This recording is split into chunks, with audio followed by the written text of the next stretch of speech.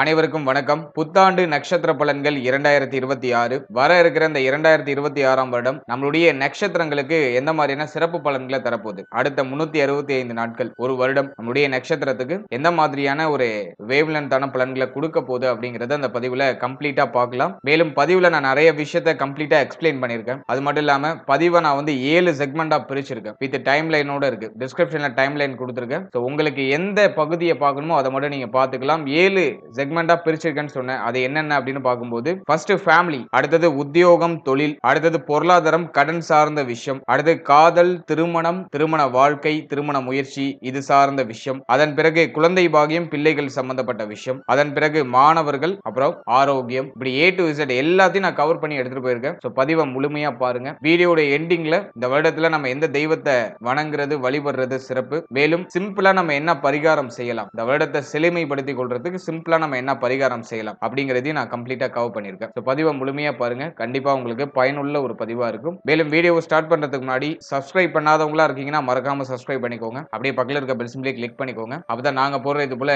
பயனுள்ள பதிவுகள் எல்லாம் உங்களுக்கு நோட்டிபிகேஷனாக கிடைக்கும்.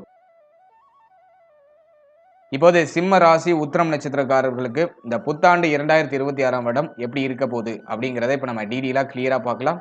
முதலாவது அந்த வருடத்துல பிளானட்டரி போர்ஷன்லாம் எப்படி இருக்கு, கிரகங்கள்லாம் எந்தெந்த இடங்கள்ல டிராவல் பண்ணுது அப்படிங்கறத ஃபர்ஸ்ட் டீடைலா நம்ம பார்த்துடலாம். இந்த புத்தாண்டு 2026ஆம் வருடத்தை பொறுத்த வரைக்கும் நம்மளுடைய ராசியிலேயே கேது பகவானுடைய சஞ்சாரம் இருக்கும். நம்முடைய ராசிக்கு 7ஆம் இடத்துல ராகு பகவானுடைய சஞ்சாரம் இருக்கும். அடுத்து நம்முடைய ராசி மற்றும் நம்முடைய நட்சத்திரத்துக்கு 8ஆம் இடத்துல சனி அஷ்டம சனியா டிராவல் பண்ணிட்டு இருக்காரு. அடுத்தது குரு பகவான் நம்முடைய ராசி மற்றும் நம்முடைய நட்சத்திரத்துக்கு 11ஆம் இடத்துல டிராவல் பண்ணுவாரு. முதல் 6 மாதம் குரு வந்து 11ஆம் இடத்துல இருப்பாரு. இந்த வருடத்துல மிக முக்கியமான பயிற்சியா பார்க்கக்கூடியது குரு பயிற்சி. ஏன்னா குரு வந்து 11 வருடம் கழித்து மீண்டும் கடக ராசியில வந்து உச்சமாக போறாரு. இந்த 2026ஆம் வருடத்துல மீண்டும் கடகத்தில் வந்து குரு உச்சமாக போறாரு. எனவே இந்த வருடத்துல குரு பயிற்சி கொஞ்சம் விசேஷமா பார்க்கப்படுது. அதன் அடிப்படையில குரு பகவான் நம்முடைய ராசி மற்றும் நம்முடைய நட்சத்திரத்துக்கு 11ஆம் இடத்துல இருந்து 12ஆம் இடத்துல வந்து உச்சமாகிறாரு. இது வந்து நம்மளுடைய ராசி நம்முடைய நட்சத்திரத்துக்கு கெடுதலை பண்ணுமா அப்படின்னா கண்டிப்பா பண்ணாது. ஏன் அப்படின்னாக்கா குரு வந்து நமக்கு பாதி சுப கிரகம் பாதி அசுப கிரகம், அதாவது 5ஆம் ஆதிபத்தியமும் 8ஆம் ஆதிபத்தியமும் பெற்ற ஒரு பாதி சுபர் பாதி அசுபரா குரு நம்மளுடைய ராசி நம்முடைய நட்சத்திரத்துக்கு ஒர்க் ஆவாரு. அந்த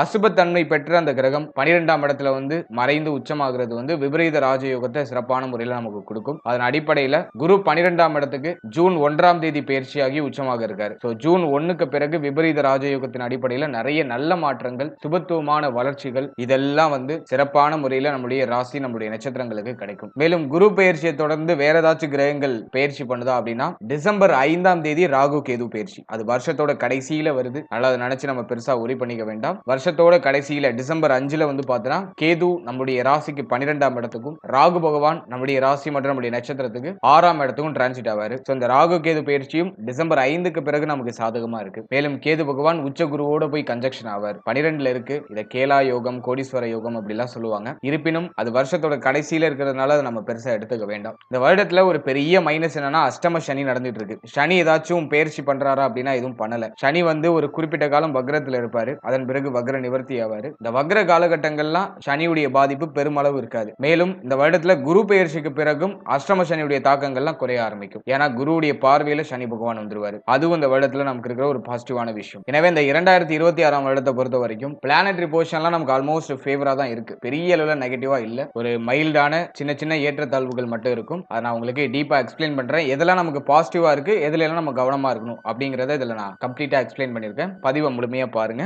இப்போ நம்ம செக்மெண்ட் வைஸா இந்த 2026ஆம் வருடத்துக்கான பலன்களை நம்ம டீப்பா பார்க்கலாம். வீடியோட எண்டிங்ல இந்த அஷ்டம சனி, ஜென்ம கேது, கலத்திர ராகு இதோடைய தாக்கங்கள்லாம் குறையறதுக்கு சில ரெமடிஸும் கொடுத்திருக்கேன். தெய்வ வழிபாடு சின்ன சின்ன ரெமடிஸ் அதெல்லாம் கொடுத்திருக்கேன். அதையும் யூஸ் பண்ணுங்க. அது உங்களுக்கு இந்த வருடத்தை இன்னும் மேலும் மெருகேற்றி உங்களுக்கு செழுமைப்படுத்தி கொடுக்கும். இப்போ நம்ம செக்மெண்ட் வைஸா டீடைலா அந்த ப்ரெடிக்ஷன் நம்ம பார்க்கலாம்.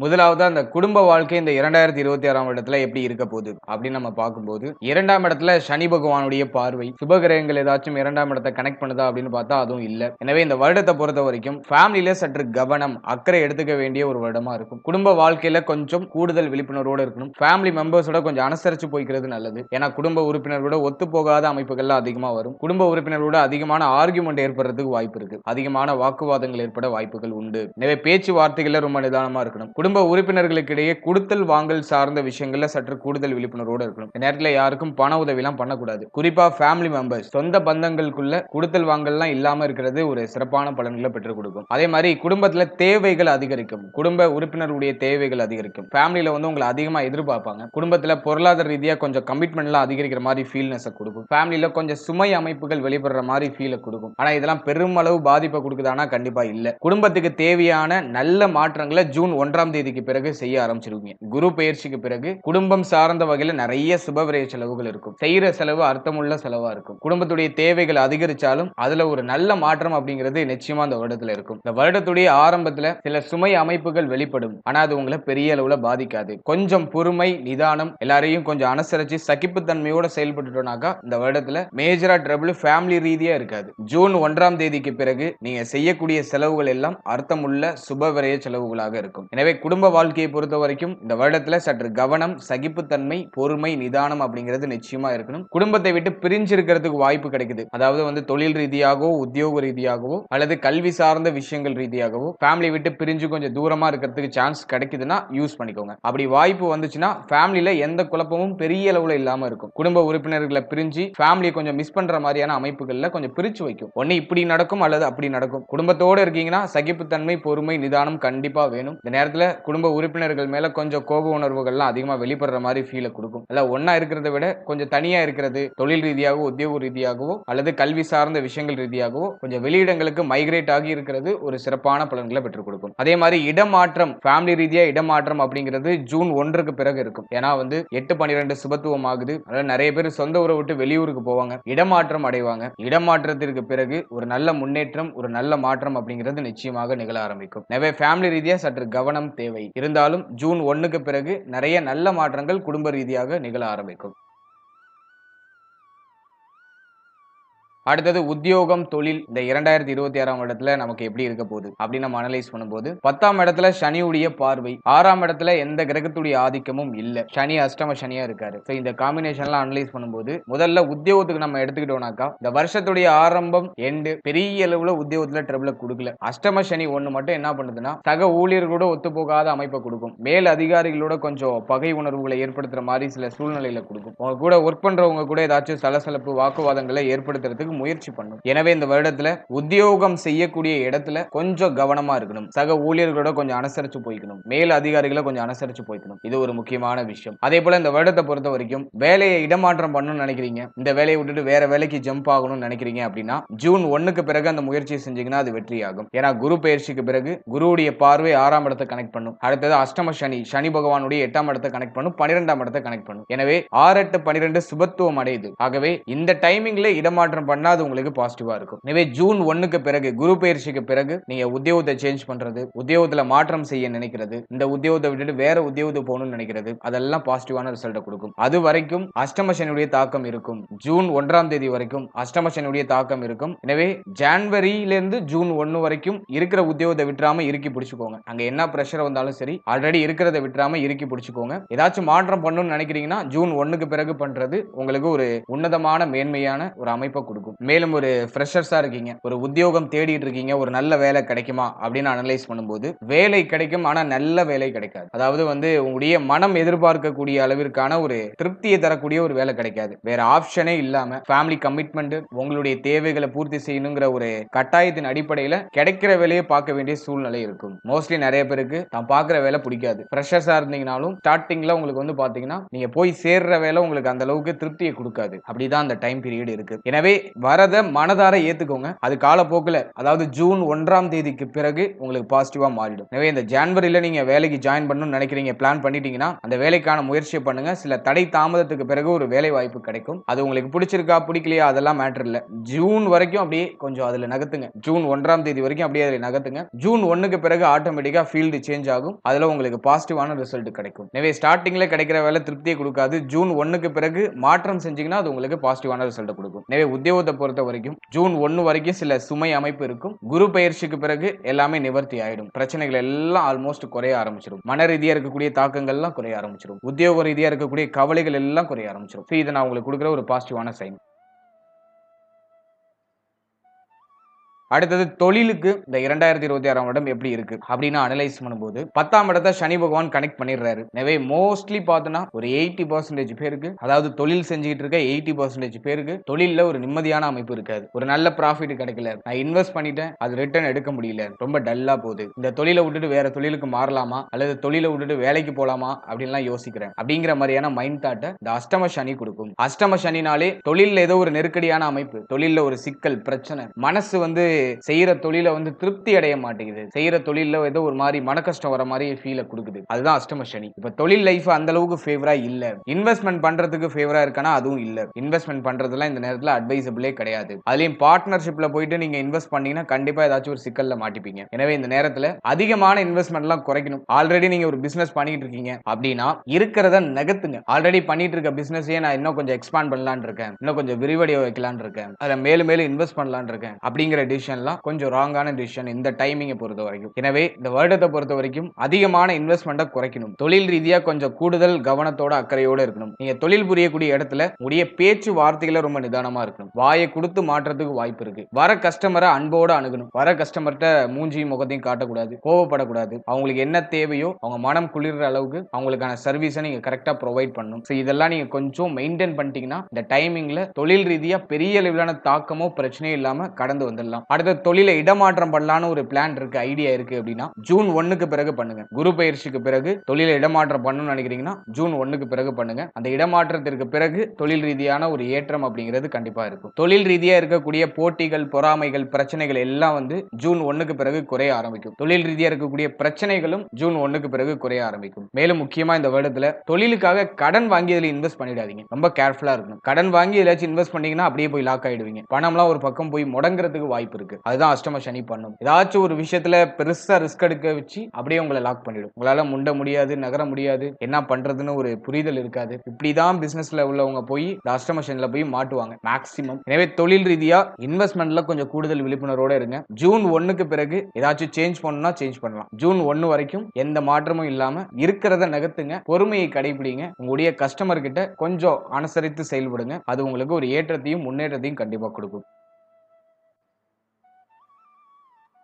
அடுத்தது பொருளாதாரம், கடன் சார்ந்த விஷயம், இதெல்லாம் இந்த 2026ஆம் வருடத்துல எப்படி இருக்கும் அப்படின்னு நம்ம அனலைஸ் பண்ணும்போது இந்த வருடத்தை பொறுத்த வரைக்கும் 6ஆம் இடம் பெருசா பாதிக்கப்படல, இருந்தாலும் அஷ்டம சனி ஆக்டிவ்ல இருக்கு. எனவே இந்த வருடத்தை பொறுத்த வரைக்கும் முதல் 6 மாதம் பொருளாதார ரீதியா பெரிய அளவிலான சிரமங்கள் எதுவும் இருக்காது. தேவைகள் எல்லாம் ஓரளவுக்கு பூர்த்தி ஆயிடும். ஏன்னா குரு 11ல இருக்காரு, பண தேவையை கொடுத்துருவாரு, உடைய தேவைகளை நிறைவேற்றுறதுக்கான அந்த சூழ்நிலையில கொடுத்துருவாரு. என்னதான் அஷ்டம சனி சிரமத்தை தூக்கி ஒரு வெயிட்டை தூக்கி தலையில வச்சாலும் அந்த பாரத்தை தாங்கக்கூடிய சக்தியை இந்த 11ல இருக்கிற குரு கொடுத்துருவாரு. அதே மாதிரி இன்னொரு முக்கியமான விஷயம் என்னன்னா, எவ்வளவு கமிட்மெண்ட் இருந்தாலும் அதெல்லாம் கண்ட்ரோல் பண்ணக்கூடிய கெபாசிட்டி அந்த பொருளாதாரத்தை இந்த லாபத்துல இருக்கிற குரு கொடுத்துருவாரு. மேலும் இந்த வருடத்துல கடன் சார்ந்த சிந்தனைகள் ஜூன் 1க்கு பிறகு ஏற்பட வாய்ப்புகள் உண்டு. கடன் வாங்கி மாற்றம் பண்ணலாம், கடன் வாங்கி அதுல இன்வெஸ்ட் பண்ணுவோம், கடன் வாங்கி இந்த விஷயம் பண்ணுவோம், கடன் வாங்கி சுப மாற்றம் பண்ணுவோம் அப்படிங்கிற மாதிரியான சிந்தனையை கொடுக்கும். வாங்கலாமா கூடாதா அப்படின்னா தாராளமா வாங்கி செயல்படுத்தலாம். ஆனா வாங்கக்கூடிய கடன் உடைய தகுதிக்கு மீறிய கடனா இருக்கக்கூடாது. ரொம்ப அதிகமா ஆடம்பரமான செலவுகள் செய்யறதுக்கான கடனா இருக்கக்கூடாது. அத்தியாவசிய கடனா இருக்கணும். நீங்க வாங்கக்கூடிய கடனால உங்களுடைய ரெகுலர் ரொட்டீன் பெரும் அளவு பாதிக்காத அளவுக்கு இருக்கணும். அப்படி கொஞ்சம் பிளான் பண்ணி அந்த வாங்கக்கூடிய கடன் அளவை கொஞ்சம் நியூட்ரலைஸா எடுத்துட்டு போய்க்கிறது சிறப்பு. அதே போல இந்த வருடத்துல ஜூன் 1க்கு பிறகு நிறைய சுபவிரய செலவுகள் காத்துக்கிட்டு இருக்கு. நிறைய சுபவிரய செலவு, முக்கியமா பயணத்தால அதிகமான செலவு ஏற்படும். வெளியூர், வெளி மாநிலம், வெளிநாடு போறதுக்கான வாய்ப்புகள் உண்டாகும். அதனால அதிகமான செலவு ஏற்படும். அடுத்து இந்த வருடத்தை பொறுத்த வரைக்கும் மருத்துவ செலவுகள் அதிகமா இருக்கிற மாதிரி ஃபீல் ஆகும். உடல் ரீதியா ஏதாச்சும் பிரச்சனை இருக்கு அப்படின்னா அதுக்கு அதிகமா செலவு செய்ய வேண்டிய சூழ்நிலைகள் உண்டாகும். ஆனா அது மைனஸ் கிடையாது. உடலுக்கு செலவு செய்து அந்த உடல்ல இருக்கக்கூடிய பிரச்சனைகளை நிவர்த்தி பண்றீங்க. அதன் வகையில இது நம்ம பாசிட்டிவா எடுத்துக்கலாம். அடுத்த 12ல குரு உச்சமாகிறதுனால குடும்பத்துல நிறைய சுப நிகழ்வுகள், சுப விரய செலவுகள், சுப மாற்றங்கள் இதெல்லாம் சிறப்பான முறையில் நடக்க ஆரம்பிக்கும். அதுக்கான அடித்தளங்களை இந்த வருடம் நமக்கு ஏற்படுத்தி கொடுக்கும். அடுத்தது கடன் சார்ந்த விஷயம் அப்படின்னு நம்ம அனலைஸ் பண்ணும்போது கொடுத்தல் வாங்கல்ல கொஞ்சம் கூடுதல் விழிப்புணர்வோட இருக்கணும். அதிகமான கடன் வாங்கி எதுலையும் போய் லாக் ஆயிடக்கூடாது. ஆல்ரெடி கடன் பிரச்சனை இருக்குன்னா, கடன் வாங்கி இருக்கீங்கன்னா இந்த வருஷத்துல ஒரு 95% அந்த கடனை கட்டி முடிக்கிறதுக்கான முயற்சிகளை செய்வீங்க. 95% அந்த கடன் பிரச்சனையில இருந்து வெளில வருவீங்க. பழைய கடனை முடிச்சிட்டு புது கடன் வாங்குறதுக்கு ஐடியா பண்ணுவீங்க. இப்படி சிந்தனைகள் அப்படியே ஆசிலேஷனா அப்படியே மாறி மாறி வந்துகிட்டு இருக்கும். ஓவராலா பொருளாதாரம் கடன் பெரிய அளவுல பாதிக்கப்படல, பெரிய அளவுல அது உங்களுக்கு ப்ராப்ளமேட்டிக்கா மாறல. கடன் இருந்தாலும் சமாளிச்சிடுவீங்க. புதுசா கடன் வாங்கி சுப மாற்றம் பண்ணுவீங்க, சுப விரைய செலவு பண்ணுவீங்க, தண்ட விரைய செலவா போவாது. ஆல்ரெடி கடன் இருக்குன்னா அதை கட்டி முடிக்கிறதுக்கான பாக்கியம் இந்த வருடத்துல கண்டிப்பா உண்டாகும். இது நம்ம வந்து ஒரு பாசிட்டிவ் சைடா எடுத்துக்கலாம். எனவே பொருளாதாரம் கடன் இது சார்ந்த விஷயம் பரவாயில்ல, நமக்கு சப்போர்ட்டிவா இருக்கு. பெரிய அளவுல நமக்கு ட்ரபிள கொடுக்கிற மாதிரி இல்ல. இது நமக்கு ஒரு பாசிட்டிவான சைன். அடுத்தது காதல் வாழ்க்கை, திருமண முயற்சி, திருமண வாழ்க்கை இதெல்லாம் இந்த வருடத்துல எப்படி இருக்கும் அப்படி நம்ம அனலைஸ் பண்ணும்போது, முதலாவதா நம்ம காதல் வாழ்க்கை எடுத்து அனலைஸ் பண்ணோம்னா, இந்த வருடத்துடைய ஆரம்பத்துல குரு பார்வை, சனி பார்வை எல்லாம் 5ஆம் இடத்துல இருக்கு. முதல் 6 மாதம் காதல் வாழ்க்கை சார்ந்த வகையில பெருசா இந்த ட்ரிபிள் இல்ல. ஏன்னா குருவுடைய பார்வையில 5ஆம் இடம் இருக்கு. சனி வந்து சின்ன சின்ன குழப்பங்களை அடிக்கடி கொடுக்குறாரு. ஒரு மன ரீதியா சில தாக்கங்களை கொடுக்குறாரு. காதல் உறவு சார்ந்த வகையில ரிலேஷன்ஷிப்ல இருக்கிறவங்களுக்கு மன ரீதியா சில தாக்கங்கள் இருக்கும், சில சந்தேக குணங்கள் இருக்கும். ஒரு விஷயம் நடக்குமா நடக்காதா, காதல் வாழ்க்கை திருமண வாழ்க்கை கன்வெர்ட் ஆகுமா ஆகாதா அப்படிங்கிற மாதிரியான சில குழப்ப அமைப்புகள் இருக்கும். குடும்பத்துல இதோட ரிஃப்ளெக்ஷன் அப்படிங்கிறது இருக்கும். இந்த நேரத்துல வந்து ஃபேமிலிக்கு வந்து காதலிக்கிற விஷயம்லாம் தெரிய ஆரம்பிக்கும். அதுல குடும்பத்துல ஒரு மாதிரி குழப்ப அமைப்புகள் வெளிப்படும். குரு பார்வையில் 5ஆம் இடம் இருக்கிறதுனால 6ஆம் மாசம் வரைக்கும் பெருசா பிரச்சனை இல்ல. அதாவது ஜூன் 1ஆம் தேதி வரைக்கும் பெரிய அளவுல பிரச்சனை இல்ல. ஜூன் 1க்கு பிறகு காதல் உறவு சார்ந்த விஷயங்கள்ல கொஞ்சம் கூடுதல் விழிப்புணர்வு, கவனம், அக்கறை, பொறுமை, நிதானம் அப்படிங்கிறது நிச்சயமா இருக்கணும். ஜூன் 1 வரைக்கும் எல்லாத்தையும் சமாளிப்பீங்க. மன ரீதியா தாக்கங்கள் குழப்பங்கள் இருந்தாலும் அதெல்லாம் பெருசா வெளிக்காட்டிக்காம அப்படியே அழகா நகர்த்திட்டு வருவீங்க. ஜூன் 1க்கு பிறகு குருவுடைய பார்வை விலகியதற்கு பிறகு சனி பகவான் தன்னுடைய ஆதிக்கத்தை முழுமையா 5ஆம் இடத்துல செலுத்துவாரு. அந்த டைமிங்ல கொஞ்சம் ட்ரபிள் அதிகமா இருக்கிற மாதிரி ஃபீல் ஆகும். அந்த நேரத்துல உணர்ச்சி வசப்பட்ட அவசர முடிவுகள், அவசர மாற்றங்கள் இதெல்லாம் செய்யாம இருக்கிறது சிறப்பு. புத்தி தடுமாறும். ஏன்னா அது புத்தி ஸ்தானம் சொல்றோம். தப்பான முடிவுகள் அதிகமா எடுப்போம். புத்தி தடுமாற ஆரம்பிக்கும். எனவே அந்த டைமிங்ல கொஞ்சம் அக்கறையோட கவனத்தோட இருந்துக்கணும். அடுத்து காதல் உறவு திருமண உறவா கன்வெர்ட் ஆகுமா அப்படின்னா அதுல நிறைய குழப்ப அமைப்புகள் உண்டாகும். அப்படியே ஒரு மாதிரி ஆளாளுக்கு ஒண்ணு சொல்லி உங்களை ஒரு மாதிரி பிரஷர் பண்ணுவாங்க. அப்படியே மாத்தி மாத்தி ஒரு மாதிரியான குழப்ப அமைப்புகள் வெளிப்படுற மாதிரி ஃபீல் ஆகும். ஏன்னா அஷ்டம சனி ஏதோ ஒரு வகையில நமக்கு தாக்கத்தை கொடுக்கணும். அது இந்த டீனேஜ்ல இருக்கிறவங்க, ரிலேஷன்ஷிப்ல இருக்கிறவங்களுக்கு அது காதல் உறவு சார்ந்த வகையில அந்த பிரஷர் இருக்கும். இருப்பினும் சில குழப்பங்களுக்கு பிறகு சுப மாற்றமாக அதை கன்வெர்ட் பண்றதுக்கான சான்சஸ் உண்டு. ஏன்னா குரு வந்து போஷன் எடுக்கிறது நமக்கு சாதகமான இடத்துல வந்து போஷன் ஆகுறாரு. எனவே திடீர் திருப்பம், திடீர் மாற்றம், திடீர்னு ஒரு ஆதரவு இதெல்லாம் நமக்கு கிடைக்கும். இது நம்ம வந்து ஓரளவுக்கு பாசிட்டிவா எடுத்துக்கலாம். இருந்தாலும் காதல் வாழ்க்கையில கொஞ்சம் அக்கறை, கவனம் அப்படிங்கிறது இந்த வருடத்துல இருக்கணும்.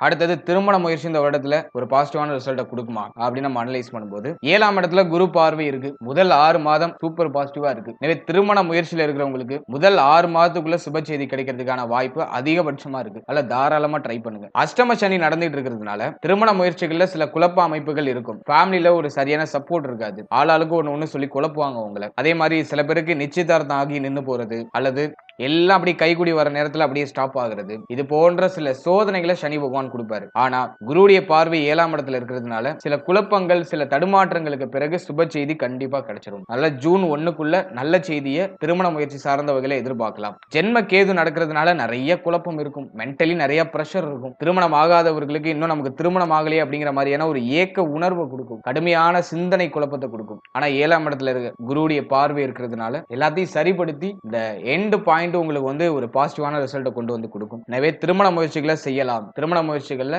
தடை தாமதத்தோட சில குழப்பங்களுக்கு பிறகு சுப செய்தி கிடைக்கும். அடுத்தது திருமண வாழ்க்கை இந்த 2026ஆம் வருடத்துல எப்படி இருக்க போகுது அப்படின்னு நம்ம அனலைஸ் பண்ணும்போது, 1 and 7ல ராகு கேது இருக்கிறது அந்த அளவுக்கு பாசிட்டிவ் கிடையாது. ஆல்ரெடி ஜென்ம கேது சந்தேக குணத்தை கொடுத்திருக்கும். நிறைய பேருக்கு சந்தேக குணம் எட்டி பார்த்திருக்கும். இல்லாத ஒரு விஷயத்தை நம்மளே கற்பனை பண்ணிப்போம். அப்படி இருக்குமா இப்படி இருக்குமாங்கிற மாதிரியான சந்தேக குணத்தை கொடுக்கும். 7ஆம் இடத்துல இருக்கக்கூடிய ராகு கலத்திரத்தோட கொஞ்சம் ஒத்துப்போகாத அமைப்பை கொடுக்கும். வாழ்க்கை துணையோட ஒரு மாதிரி சண்டை, சச்சரவு, வாக்குவாதம், வாழ்க்கை துணையோட ஒத்துப்போகாத அமைப்பு, வாழ்க்கை துணைக்கு உடல் ரீதியா ஏதாச்சும் பிரச்சனைகள், உடல் ஆரோக்கியம் பாதிக்கப்படுறது, வாழ்க்கை அடிக்கடி ஆர்குமெண்ட் வருது, வாழ்க்கை துணையோட அந்த பேச்சுவார்த்தைகளை நிறைய முரண்பாடு வருது, பேசக்கூடாத வார்த்தைகளை அதிகமா பேசிடுறது, இது போன்ற சில சிக்கலான அமைப்புகளை 7ல இருக்கிற ராகு கொடுக்கும். ஆனா குரு பார்வையில இந்த ராகு இருக்கிறதுனால முதல் 6 மாதம் பார்த்தீங்கன்னா பெருசா இந்த பிரச்சனையும் வெளியில தெரியாம இருக்கும். உங்களுக்குள்ள சில முரண்பாடு இருக்கும். ஆனா அது ஃபேமிலி மெம்பர்ஸுக்கு தெரியாது, வெளியில உள்ளவங்களுக்கு தெரியாத அளவுக்கு அது அப்படியே மறைக்கப்பட்டு இருக்கும். ஆனா 2 பேருக்கும் அந்த அண்டர்ஸ்டாண்டிங்ல சில சட்ட சிக்கல் இருக்கும். 2 பேரும் அந்த பாண்டிங்ல வந்து ஒரு மாதிரி சில குளறுபடியான அமைப்புகள் இருக்கும். அதை யாராலையும் யாராலையும் மறுக்கவே முடியாது. ஆனால் குரு பார்வையில் இருக்கிறதுனால எல்லாத்தையும் சமாளிக்கிறீங்க. ஏதோ ஒரு வகையில உங்களுக்கான ஒரு மன நிம்மதியை தேடிக்கிறீங்க, நீங்களே தேடிக்கிறீங்க. இந்த மாதிரியான ஒரு அமைப்பு. ஆனா குரு பயிற்சிக்கு பிறகு வாழ்க்கை துணை சார்ந்த அனைத்து விஷயத்திலையும் சற்று கூடுதல் விழிப்புணர்வோடு இருக்கணும். வாழ்க்கை துணையுடைய அந்த உறவு நிலை, வாழ்க்கை துணையுடைய உடல் ஆரோக்கியம், வாழ்க்கை துணையுடைய அந்த பேச்சு வார்த்தைகள் இருக்கக்கூடிய சூழ்நிலைகள், இது எல்லாத்திலையும் கொஞ்சம் கூடுதல் விழிப்புணர்வோட அக்கறையோட இருக்கணும். இந்த நேரத்துல வாழ்க்கை துணையை விட்டு பிரிஞ்சு வெளியூர், வெளி மாநிலம், வெளிநாடு போறதுக்கு வாய்ப்பு கிடைச்சதுன்னா அதை யூஸ் பண்ணிக்கோங்க. குறிப்பா தொழில் ரீதியாக, உத்தியோக ரீதியாகவோ வாழ்க்கை துணையை பிரிந்து வெளியிடங்களுக்கு போறதுக்கு சான்ஸ் கிடைச்சதுன்னா அதை யூஸ் பண்ணிக்கிறது சிறப்பு. அப்படி இல்ல நீங்க ஃபேமிலி கூடவே கனெக்டிங்ல தான் இருக்கீங்க அப்படின்னா பேச்சு வார்த்தைகளை ரொம்ப நிதானமா இருக்கணும். வாழ்க்கை துணையோட அதிகமான ஆர்குமெண்ட்லாம் குறைச்சிக்கணும். பார்ட்னர் என்ன சொன்னாலும் அது பெருசா காதுக்கு ஏத்திக்க கூடாது. மைண்டை ரிலாக்ஸா வச்சுட்டு நம்ம மட்டும் நம்ம வேலையை பார்த்துட்டு போயிட்டு இருக்கணும். அவங்க சின்னதா ஏதாச்சும் சொல்றாங்கன்னா டக்குன்னு உங்களுக்கு இந்த நேரத்துல கோபம் வரும். அப்படியே ரொம்ப உணர்ச்சி வசப்படுவீங்க. அது இல்லைன்னு யாருமே மறுக்க முடியாது. எனவே அதெல்லாம் நம்ம கொஞ்சம் நியூட்ரலைஸ் பண்ணிக்கிறதுக்கு ட்ரை பண்ணணும். அதுக்கு பெஸ்ட் மெடிடேஷன் மட்டும்தான். மைண்டை நீங்க கண்ட்ரோல்டா வச்சுக்கணும்னா நல்லா மெடிடேஷன் பண்ணணும். இன்னொன்னு தெய்வ வழிபாடு சிறப்பு. உங்களுடைய இஷ்ட தெய்வத்தை வணங்கி நாட்களை தொடங்குறது ஒரு உத்தமமான அமைப்பை கொடுக்கும். எனவே இந்த வருடத்துல ஜூன் 1ஆம் தேதிக்கு பிறகு வாழ்க்கையினுடைய உறவு நிலை, வாழ்க்கையினுடைய உடல் ஆரோக்கியம் சார்ந்த விஷயம், இதெல்லாம் கொஞ்சம் எக்ஸ்ட்ரா கேரிங்கோட இருக்கணும். அடுத்து இந்த 7ஆம் இடம் வந்து நட்பு சார்ந்த விஷயங்களையும் குறிக்கும். எனவே இந்த வருடத்துல நண்பர்கள், நட்பு வட்டாரம், கூட்டு தொழில் இது சம்பந்தமான விஷயத்துல எல்லாம் கொஞ்சம் எக்ஸ்ட்ரா கேரிங்கோட கவனத்தோட இருக்கணும். நண்பர்களுக்குள்ள அந்த கொடுத்தல் வாங்கல், வேற ஏதாச்சும் வந்து கருத்து பரிமாற்றிக் கொள்றது, இதெல்லாம் இல்லாம கொஞ்சம் அவாய்ட் பண்ணிக்கிறது ஒரு சிறப்பான அமைப்பை கொடுக்கும். அடுத்தது குழந்தை பாக்கியம், பிள்ளைகள் சார்ந்த விஷயம் இந்த 2026ஆம் வருடத்துல எப்படி இருக்க போகுது அப்படின்னு நம்ம அனலைஸ் பண்ணும்போது, முதலாவதா குழந்தை பாக்கியத்தை நம்ம அனலைஸ் பண்ணும்போது 5ஆம் இடத்துல குரு பார்வை, சனி பார்வை இதெல்லாம் இருக்கு. எனவே இந்த வருடத்தை பொறுத்த வரைக்கும் முதல் 6 மாதம் பெருசா ட்ரபிள் இல்ல. குழந்தை பாக்கியத்துக்கு முயற்சி பண்றீங்கன்னா தாராளமா ட்ரை பண்ணலாம். ஜூன் 1ஆம் தேதிக்குள்ள சில மருத்துவ செலவுகளுக்கு பிறகு, சில தடை தாமதங்களுக்கு பிறகு சுப செய்திகள் கிடைக்கும். ஏன்னா சனி பார்வை இருக்கு, ராகுவுக்கு 3, 11 இந்த பார்வை எல்லாம் இருக்குன்னு சொல்றாங்க. அதன் அடிப்படையில ராகுவுக்கு வந்து பார்த்தோன்னா 3ஆம் பார்வை அப்படிங்கிறது நம்முடைய ராசி மற்றும் நம்முடைய நட்சத்திரத்துக்கு 5ஆம் இடத்துல இருக்கு. குரு ஒருத்தர் மட்டும்தான் அந்த இடத்தை பார்த்து நமக்கு சுபத்துவப்படுத்துறாரு. எனவே குழந்தை பாக்கியம் உண்டு, ட்ரை பண்ணலாம். ஆனா சில மருத்துவ பரிசோதனைகளுக்கு பிறகு, சில மருத்துவ செலவுகளுக்கு பிறகு அந்த சுப செய்தி அப்படிங்கிறது கிடைக்கும். சில தடை தாமத அமைப்புகள் இருக்கும். ஆனா தாமதப்பட்டாலும் குழந்தை பாக்கியம் கிடைச்சிடும். அல்ல குழந்தை பாக்கியத்துக்கு ரொம்ப நாளா ட்ரை பண்றீங்கன்னா இந்த இடத்துல ட்ரை பண்ணலாம். அதுல சுப செய்தி மிக விரைவாக கிடைக்கும். மருத்துவருடைய ஆலோசனையின்படி செயல்படுங்க. அதே மாதிரி அதிகமான அலைச்சல், அதிக இடங்களுக்கு டிராவல் பண்றது, இதெல்லாம் ஆல்மோஸ்ட் குறைச்சிக்கிறது நல்லது. மேலும் குழந்தை பாக்கியத்துக்கு முயற்சி பண்றவங்க இந்த கெட்ட காரியங்கள்ல போய் கலந்துக்காம இருக்கிறது நல்லது. அதாவது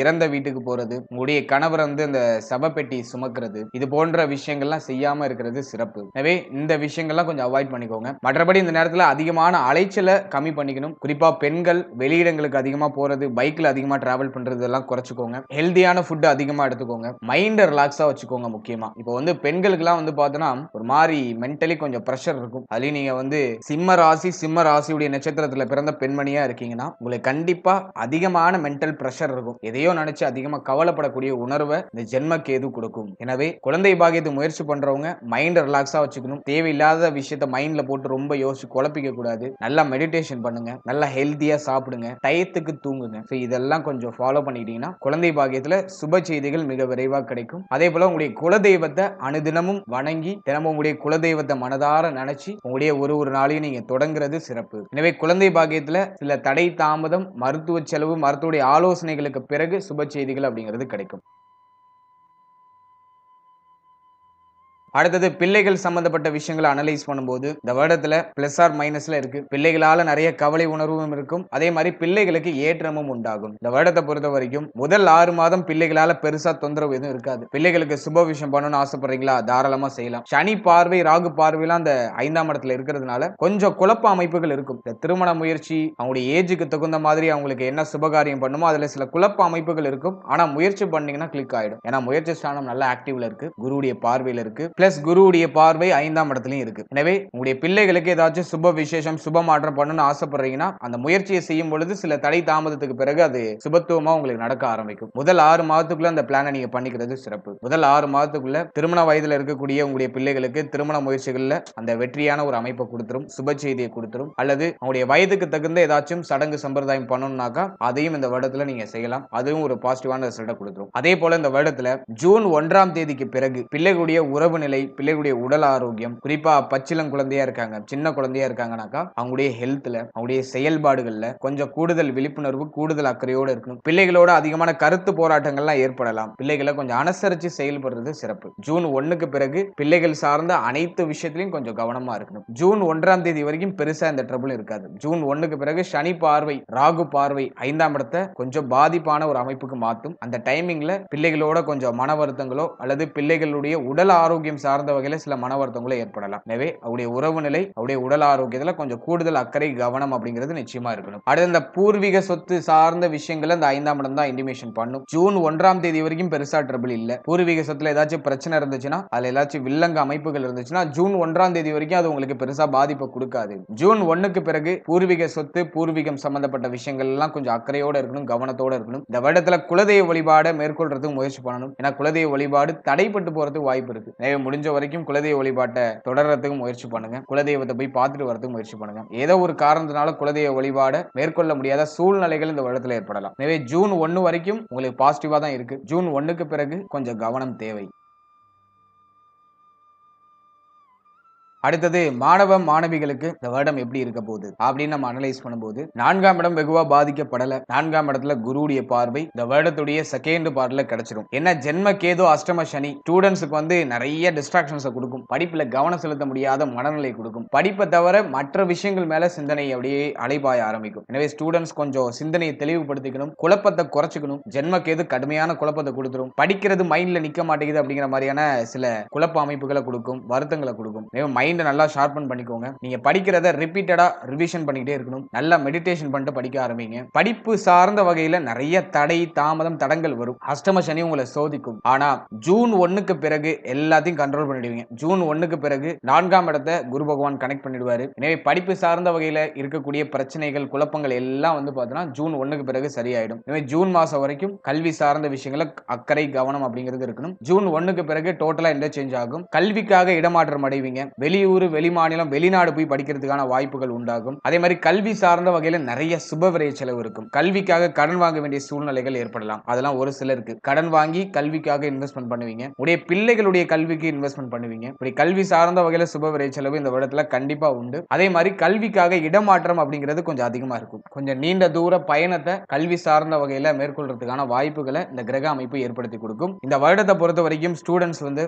உடைய சிந்தனையில கவனமா இருக்கணும். தப்பான முடிவுகள் எடுக்காம இருக்கிறது சிறப்பு. ஏன்னா இப்போ வந்து மேக்ஸிமம் தவறுதலான முடிவுகள் அதிகமா எடுக்கிறதுக்கு வாய்ப்புகள் உண்டு. அதே மாதிரி நல்லா ஃபோக்கஸ்டா இருக்கிறதுக்கு ட்ரை பண்ணணும். சோர்வான அமைப்பு அதிகமா இருக்கும். உடல் சோர்வு, உடல் ஒரு ஆக்டிவா இல்ல அப்படிங்கிற மாதிரியான ஒரு மந்த தன்மையை இந்த அஷ்டம சனி கொடுக்கும். அதை சரிப்படுத்திக்கிறதுக்கு தினமும் துளசி இலை சாப்பிடுங்க. அதே போல துளசி தீர்த்தம் கிடைச்சா அதுவும் நீங்க யூஸ் பண்ணுங்க. மெடிடேஷன் பண்ணுங்க. தினமும் ஒரு 10 நிமிஷம் மெடிடேஷனுக்கு ஒதுக்கி நல்லா மெடிடேஷன் பண்ணுங்க. நல்ல பாசிட்டிவான வார்த்தைகளை உச்சரிக்க பழகுங்க. பாசிட்டிவான வார்த்தைகள் எல்லாம் ஒரு பேப்பர்ல எழுதி வச்சு அதை தினமும் ரிப்பீட்டடா அதை அப்படியே மனசுக்குள்ளேயே உச்சரிங்க. அது உங்களுக்கு இன்னும் ஒரு பாசிட்டிவான ஆராவை பில்ட் பண்ணும். அது உங்களுக்கு ஒரு பாசிட்டிவான ரிசல்ட் கொடுக்கும். எனவே ஸ்டூடெண்ட்ஸ் முதல் 6 மாதம் கவனமா இருக்கணும். ஜூன் 1ஆம் தேதிக்கு பிறகு நிறைய நல்ல மாற்றங்கள் கல்வி சார்ந்த வகையில் நிகழ ஆரம்பிக்கும்.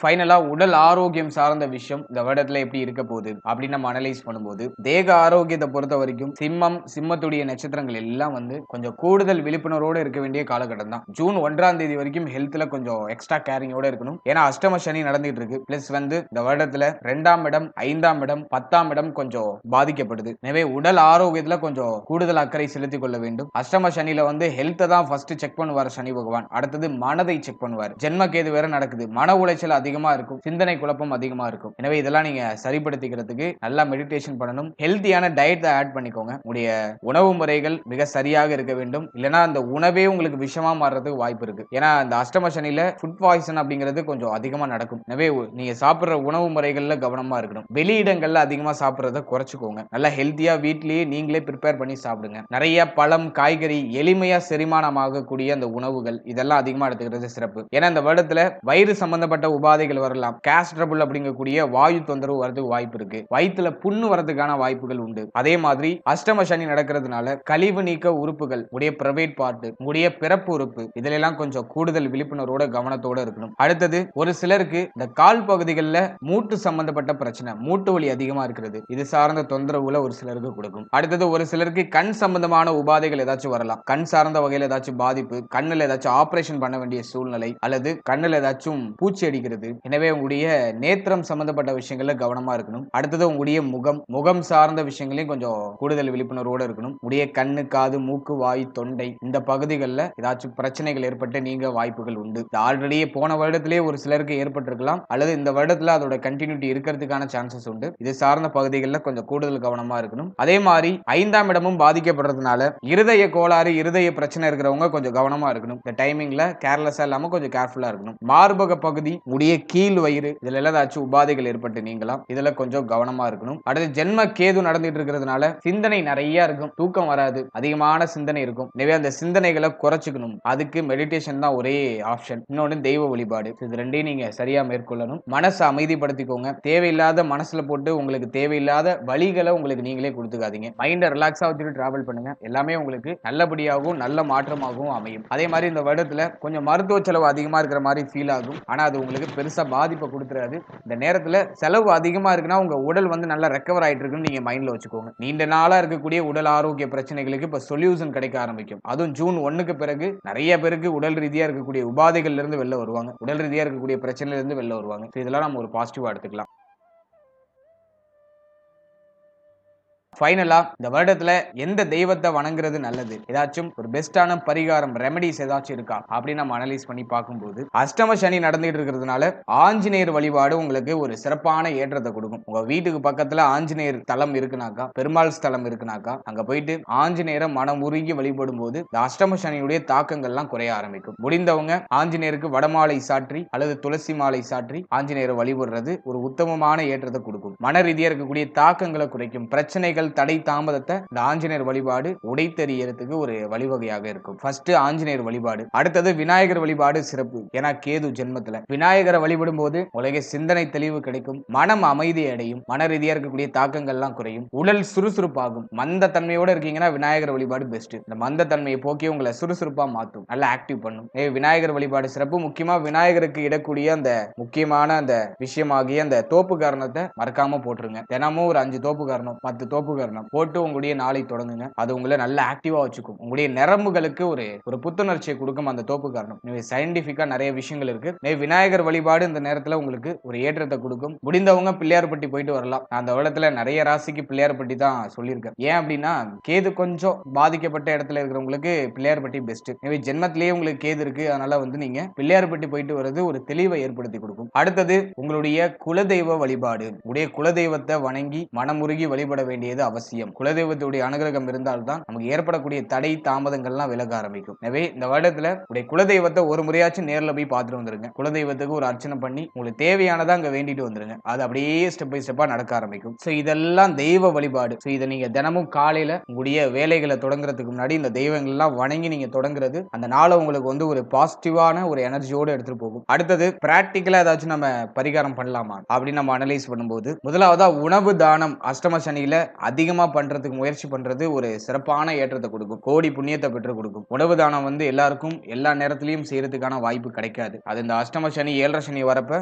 அதை பரிகாரமா செய்யும் போது அது நமக்கு புண்ணியமா மாற ஆரம்பிக்கும். எனவே இந்த டைமிங்ல உங்களுக்கு 30 வருடம் கழித்து உங்களுக்கு ஒரு அஷ்டம சனி இப்ப நடந்துகிட்டு இருக்கு. சோ இந்த நேரத்துல உங்களுடைய புண்ணியங்களை அதிகப்படுத்திக்கணும். அதுக்கான முயற்சிகள் அதிகமா பண்றது நல்லது. எனவே இந்த நேரத்துல உணவு தானம் அதிகமா செய்யறதுக்கு முயற்சி பண்ணுங்க. அன்னதானம் கோவில்ல போட்டாலும் அது சிறப்பு தான். அல்லது நீங்களே உங்க கையால சமைச்சு ரோட்டு ஓரத்துல உணவுக்கு கஷ்டப்பட்டு இருக்கக்கூடிய ஏழை எளிய மக்களை நீங்க நேரடியா போய் சந்தித்து அவர்களுக்கு ஒருவேளை உணவு கொடுத்து அவர்களுக்கு தேவையான அத்தியாவசிய பொருட்கள் ஏதாச்சும் வாங்கி கொடுத்து அவருடைய மனதை நீங்க திருப்தி அடைய வைக்கும் போது உங்களுக்கு இருக்கக்கூடிய பிரச்சனைகள்லாம் குறைய ஆரம்பிக்கும். அஷ்டமசனியுடைய தாக்கம் குறையும். இது ஃபர்ஸ்ட் பரிகாரம். அடுத்தது வாயில்லா ஜீவனுக்கு உணவிடுறது. உங்க வீட்டை சுத்தி இருக்கக்கூடிய நாய், முக்கியமா காகம், வாயில்லா ஜீவன்கள். இவங்களுக்கும் நீங்க வந்து உணவு தானம் பண்றது சிறப்பு. அடுத்து இந்த அஷ்டமசனி நடக்கிறவங்க எல்லாம் உங்க ஏரியால இருக்கக்கூடிய துப்புரவாளர்கள் பணியாளர்கள் அப்படின்னு சொல்லக்கூடிய தூய்மை பணி செய்யக்கூடிய நண்பர்களுக்கு உங்களால முடிஞ்ச ஒரு சின்ன உதவி அல்லது அவர்களுக்கு உணவு தானம், அவர்களுக்கு தேவையான ஏதாச்சும் பொருள் வாங்கி கொடுக்கிறது, இது போல சின்ன சின்ன விஷயங்கள் பண்ணும்போது